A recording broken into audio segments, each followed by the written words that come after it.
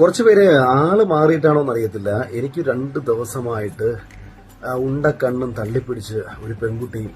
നമ്മളെയാണല്ലോ മച്ചമ്പി. പിന്നെ അഖിൽ മാരാറിനോട് മാരാറ് കൊട്ടിയാൽ മാക്രി അറിയുമായിരിക്കും, പക്ഷെ അഡ്വക്കേറ്റ് ശൈത്യക്ക് അറിയത്തില്ല.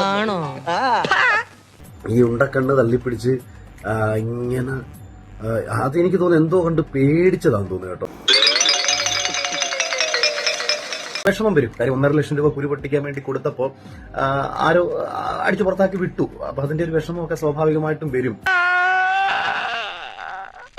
പക്ഷെ ഈ തവളകളുടെ ഒരു പ്രത്യേകതയാണ്, ഈ തവളകൾക്ക് തവളകളെയും തിരിച്ചറിയാൻ പറ്റത്തില്ല, അപ്പുറത്ത് നിൽക്കുന്ന ആൾക്കാരെയും തിരിച്ചറിയാൻ പറ്റത്തില്ല.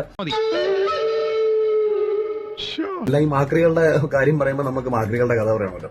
ഒരു കുളത്തില് കുറെ അഹങ്കാരികളായിട്ടുള്ള തവളകൾ.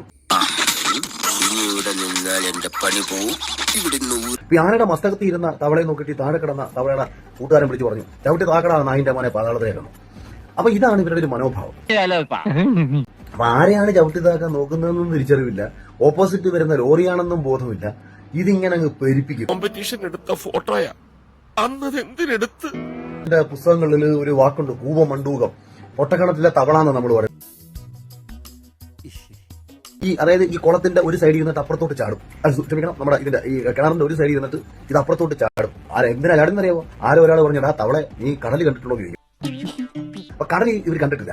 അപ്പൊ ഇവരുടെ ഒരു ധാരണ ഈ നമ്മുടെ കിണറിന്റെ ഉള്ളിൽ ഒരു സൈഡിൽ അടുത്ത സൈഡിൽ ചാടിയ ഒറ്റ ചോദ്യമാണ്, ഇത്രേ കൊണ്ടോടാ നിന്റെ കടല്. കടൽ എത്ര വലുതാണെന്ന് ഇവര് ചിന്തിക്കാനുള്ള ശേഷിയുമില്ല. അപ്പുറത്തുള്ള ആൾക്കാരെ കുറിച്ചും കാണാത്തതിനെ കുറിച്ചും മനസ്സിലാക്കാൻ ബോധമില്ലാത്ത മനുഷ്യരുണ്ട്. വിജയിച്ചില്ലെന്നുണ്ടെങ്കിൽ പൊട്ടി പൊട്ടി കരഞ്ഞ് ജീവിതം. ആവേശത്തിലെടുത്ത് ചാടി വേണ്ടായിരുന്നു അല്ലേ? വിട്ടവളി ആന പിടിച്ചാ കിട്ടൂ. ചെറിയ വട കൊടുത്ത് വലിയ വട വാങ്ങിച്ചു. എന്നാ ഞങ്ങൾ അങ്ങ് ഇറങ്ങട്ടെ. ആയിക്കോട്ടെ, സന്തോഷായി.